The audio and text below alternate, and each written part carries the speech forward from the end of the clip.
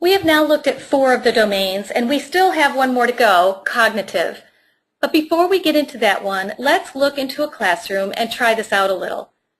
I will explain a scenario in a kindergarten classroom, and as I talk, please think about different domains that you might be able to observe at any time during the activity and how. Remember, nothing is wrong. Let's just take a stab at the possibilities. For example, if it was a scenario like Leslie had used previously, you might think, oh yeah, health and physical domain, because he's using a pencil and that is fine motor. We'll also give you a minute at the end to reflect and think about which domains. So during it and at the end, think about any of the domains and things you might be able to observe. Okay, don't start right yet. Let me give you some background. And when the experiment begins for the children part, I'll let you know to start your reflections on the domains. So in this scenario, we're doing a science experiment that ties to standards found in Earth systems, structures, and processes. So we've already begun our unit on weather, and today we will build on prior knowledge from our last lesson. We have identified a thermometer as a tool for finding out if it's hot or cold, and today we will do an experiment to see exactly how this instrument tells us that. Prior to what you see in this photo would be a quick whole group review on the tool that we had identified the last lesson, the thermometer. We had observed it, we touched it, explored it, noticed it had numbers, it had a red liquid, and then during this whole group review, I would make the connection to the fact that we will put some of our thermometers on our porch outside for this whole month to observe daily weather changes. So our experiment today is very important for us to discover how a thermometer works. So when everyone is set at their stations and the experiment's ready to begin, that's when we're going to look and think about what domains during this experiment could we be observing. So let's begin. Boys and girls, today we will use a cup of hot water and cold water to determine how the thermometer tells us hot and cold. First, let's make our hypothesis. Remember, our best guess. What do you think might happen when we put the thermometer in the cup of water? Go ahead and share your hypothesis with your partner. So after they share a little bit, we continue. Now we will begin with 3 steps. Everyone listen carefully to all 3 steps before beginning. 1, the partner with the red sticky on their side goes first. Raise your hand if you have the red sticky note on your side. Great. I'm also going to put a red sticky note up here on the whiteboard to help us remember step 1.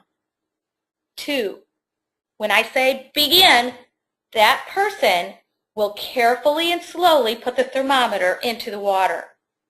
I'm going to put this picture of a cup of water up to help us remember step 2. And 3, both partners watch the thermometer carefully. Here's a picture of a thermometer to help us remember step 3. Ready? Begin. Okay, so after all the excitement, everybody's yelling, look, look, the red line's going up. I gather everyone's attention and we move to part 2. Okay, friends, with your partner, see which number the red line moved to and write it on your red sticky note paper. And then, of course, they repeat this with the other student and the other cup of water and write their number on the yellow sticky note. Then they have some free time for both children to measure a few more times. And to end the experiment, all children open their science notebooks, and on a sheet that's already pasted in their notebook, they color in the red line to the number, and they write either hot or cold on the bottom.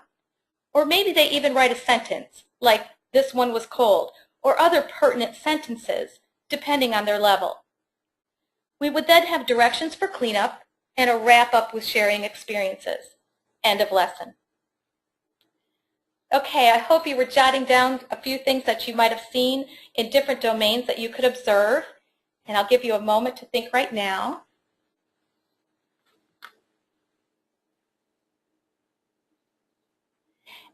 And I'm going to mention just a few out of each domain to give you an idea of where this could go.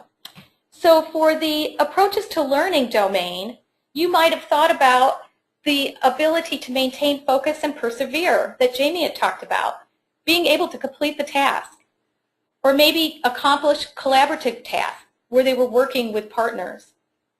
In the emotional and social, regulating their emotions. During some parts, they get very excited. The red line is moving, and everybody just goes crazy with, yeah, the red line's moving. Are they able to get themselves back into control and focus and continue with the lesson? The health and physical. You can look at some fine motor skills in various parts of this lesson, from putting thermometers into water to writing on the sticky notes to writing in their notebook. In language and communication, in the speaking part, you could be listening to their verbal abilities as they work with partners or at the end when we're sharing in a group. And also in that domain, you might be looking at the listening part. Were they able to follow 3-step directions? And then the cognitive. Catherine's just about to speak with us about the cognitive part, but the content-specific cognitive part would be science in here, and the